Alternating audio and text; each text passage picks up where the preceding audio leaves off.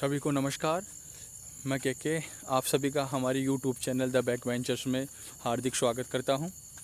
आज हम एक नई बुक को स्टार्ट करने जा रहे हैं जो क्लास 9th की है, डेमोक्रेटिक पॉलिटिक्स यानी प्रजातांत्रिक राजनीति, जिसको हम पॉलिटिकल साइंस भी बोलते हैं नॉर्मल लैंग्वेज में।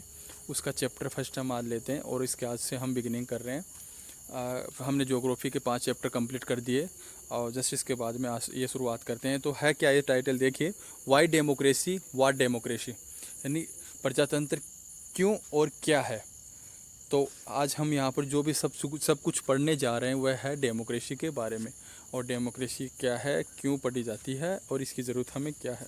तो देखिए सबसे पहले, और यहाँ पर हम कुछ इसके में कहानियाँ बहुत हैं इसमें चैप्टर के अंदर, तो हम उस कहानियों को निचोड़ के उनको समराइज़ करके कुछ पॉइंट्स हैं ऐसे जिनको हम रिमेंबर कर सकते हैं, याद कर सकते हैं, वो आपके सामने लेके आए हैं। देखिए, let's start. Democracy is taken from a Greek word demokratia, और लैटिन वर्ड डेमोक्रेशिया सेम है। डेमोक्रेटिया भी बोल सकते हैं उसको, थोड़ा देखिए प्रोनाउंसिएशन में अलग अलग हो सकता है। और अगर लैटिन वर्ड में बोलेंगे तो डेमोक्रेशिया। तो ये जो लैटिन वर्ड थे, ये ग्रीक वर्ड थे डेमोक्रेशिया, उससे हम डेमोक्रेसी का उद्भव मानते हैं कि वहाँ से लिया गया है। अब देखिए आगे, in Greek demos means people and, जो डेमोक्रेशिया है तो जो ग्रीक वर्ड था डेमोक्रेशिया में, जो डेमो जो फर्स्ट पार्ट है इसका जिसको हम डेमोस बोलते हैं, उसका अर्थ है पीपुल यानी लोग, एंड क्रेशिया, और जो इसका हाफ पार्ट है क्रेशिया, उसको हम बोलेंगे मीन्स रूल यानी शासन। First part demos means people, second part kratia means rule, यानी democracy means rule of people यानी लोगों का शासन या जनता का शासन। यही इसका शाब्दिक अर्थ है, यही वर्ड मीनिंग है इसका, किसका, डेमोक्रेसी का, यानी रूल ऑफ पीपुल। नेक्स्ट देखते, in fact democracy is said to be a form of government in which people elect their own ruler.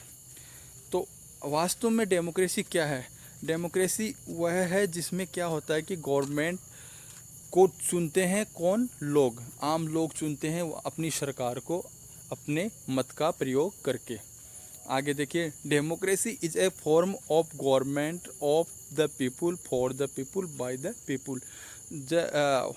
Word famous quotation है, ये एक डेफिनेशन है जो दी गई थी अमेरिका के राष्ट्रपति अब्राहम लिंकन के द्वारा, जो कि वहाँ के प्रजातंत्र मूल्यों को स्थापित करने में उनका काफ़ी योगदान रहा था। तो देखिए डेफिनेशन काफ़ी लोकप्रिय डेफिनेशन है कि प्रजातंत्र क्या है। प्रजातंत्र क्या है? Of the people for the people by the people. प्रजातंत्र लोगों के लिए, लोगों के द्वारा, लोगों का शासन है। लोगों के लिए ही है, लोगों के द्वारा ही किया जाता है और लोगों के लिए एक शासन है। यही क्या है? डेमोक्रेसी। एकदम शार्प वर्डों में इन्होंने बोला है। चलिए अभी नेक्स्ट देखते हैं, कुछ डायग्राम के थ्रू हम स्टडी करते हैं। तो आपके सामने एक डायग्राम है, उस डायग्राम में देखिए सबसे हम मिडिल में देखिए, सब मिडिल के बात करते हैं। सबसे पहले यहाँ देखिए, main features of democratic government. एक जो डेमोक्रेटिक गवर्नमेंट होती है, प्रजातांत्रिक जो सरकार होती है, उसके क्या क्या फीचर्स होते हैं। एक प्रजातांत्रिक देश में हमें क्या क्या चीज़ें ऐसी देखने को मिलती हैं जो कि वहाँ की जो प्रजातांत्रिक सरकार है उसकी विशेषताएं हमें बताती हैं। तो सबसे पहले देखिए, सबसे पहले वाला ये, decision making power must be with those elected by the people.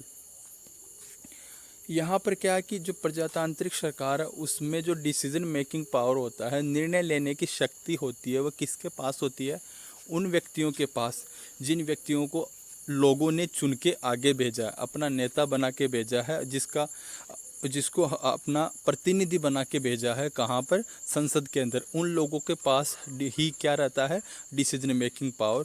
और क्योंकि वह कहीं ना कहीं आम जनता का नेतृत्व कर रहे हैं और उन लोगों का नेतृत्व कर रहे हैं जिन लोगों ने उनको चुना है। तो डिसीजन मेकिंग पावर क्या रहता है? आम लोगों की चॉइस के ऊपर। और आम लोगों की चॉइस क्या है? जिन लोगों को उन्होंने चुन के भेजा वो उनकी चॉइस है। नेक्स्ट देखिए, must be based on free and fair election. सबसे इम्पोर्टेंट चीज़, प्रजातांत्रिक देशों में जो प्रजातांत्रिक सरकार होती है वहाँ पर यह चीज़ सबसे इम्पोर्टेंट है कि वहाँ पर जो भी इलेक्शन हो वो किस पे बेस होने चाहिए? फ्री और फेयर इलेक्शन होने चाहिए। इसी थीम पे ये बेस्ड होने चाहिए। नेक्स्ट देखिए, थर्ड देख रहे हैं हम, must be based on universal adult franchise. और जो पूरा जो यूनिवर्सल एडल्ट फ्रेंचाइज है, यानी जो वयस्क मताधिकार का प्रयोग होता है कि 18 वर्ष से ऊपर के लोग इसका मत का प्रयोग करेंगे, इस पे भी यह आधारित होता है। जो प्रजातांत्रिक सरकार की स्थापना होती है उसके फीचर्स में ये भी कंटेंट हम शामिल करते हैं। वयस्क मताधिकार का जो कंटेंट है या जो विशेषता है उसको यहाँ पर शामिल किया जाता है। फोर्थ देखिए, जो लास्ट वाला है, इसके हम features, government rules within limit set by constitutional law and citizen right.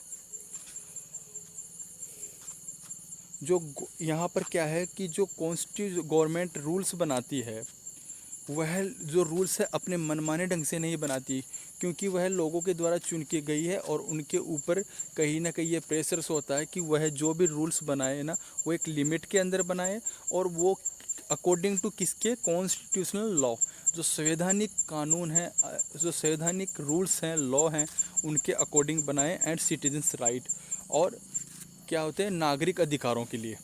तो प्रजातांत्रिक सरकार के अंदर जो भी रूल करते हैं वो एक लिमिट के अंदर करते हैं, शासन करते हैं, जो नेतृत्व करता है यानी जो उनके लीडर्स होते हैं वो, और जो वो रूल्स बनाते हैं वो भी कॉन्स्टिट्यूशनल लॉ के अकॉर्डिंग ही बनाते हैं। और सबसे बड़ी चीज़, ज़्यादातर जो रूल्स या जो भी लॉ आएंगे वह कहीं ना कहीं किस पे रहेंगे आधारित, सिटीजन्स राइट, वहाँ के नागरिकों की सेवा या उन नागरिकों के अधिकारों से संबंधित रहेंगे, उनके अधिकारों को हमेशा आगे रखेंगे।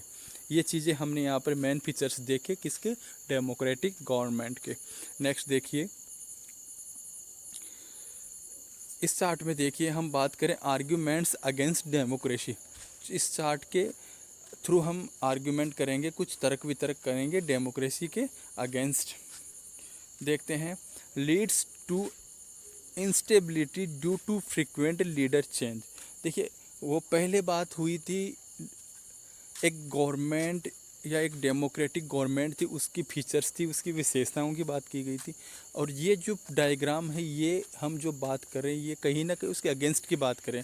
कोई भी चीज़ का दो पक्ष होते हैं, उसका कुछ पॉजिटिव पक्ष भी होता है, उसका नेगेटिव। तो यहाँ पर अगर हम नेगेटिव बात करें प्रजातांत्रिक सरकार की, तो वो बातें हैं, leads to instability due to frequent leader change. अक्सर क्या होता है कि जो प्रजातांत्रिक देशों में क्या होता है कि इतने अधिकार दिए जाते हैं, वहाँ हर 5 साल पे इलेक्शन होते हैं, जो एक टाइम पीरियड फिक्स किया जाता है वहाँ की सरकार के द्वारा या वहाँ के कंट्री के थ्रू।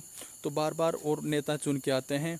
कई बार बीच में अगर सरकार गिर जाती है तो फिर दोबारा इलेक्शंस होते हैं, फिर नए मिनिस्टर्स आते हैं, नए लीडर्स वहाँ इलेक्ट होके आते हैं। तो कहने का मतलब कि इंस्टेबिलिटी रहती है, वहाँ पर अस्थायित्व की भावना रहती है वहाँ की गवर्नमेंट में, और वो स्थिर सरकार नहीं दे पाती, और जो बार बार लीडर चेंज होने से। तो यहाँ पर अस्थिरता किसमें, इंस्टेबिलिटी रहती है किसमें, लीडर्स में।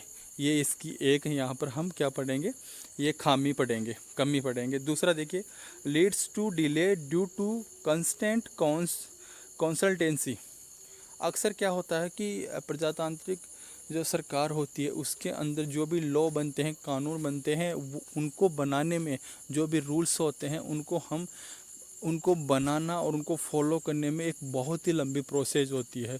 उनको कई चरणों से, कई स्टेप्स के, कई डिबेट के थ्रू उनको निकलना पड़ता है, तब जाके एक कानून बनता है। तो ये काफ़ी लंबी प्रोसेस होता है और इसमें काफ़ी समय लगता है, काफ़ी धन भी व्यय होता है।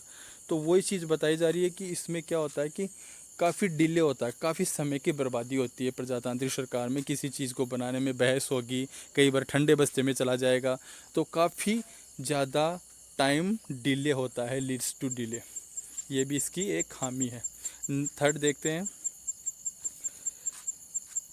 थर्ड क्या था, ये वाला, some time it leads to bad decision.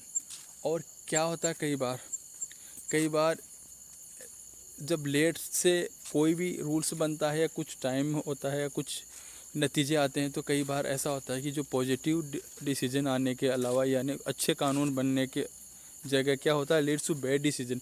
वाद विवाद होता है, कई बार वाद विवाद ऐसे भी हो जाते हैं कि वहाँ पर बैड डिसीजंस भी आ जाती हैं। जो कि लोक कल्याणकारी नहीं होती है या सिटीजन्स के अकॉर्डिंग नहीं रहती, उनके राइट्स के अकॉर्डिंग नहीं रहती।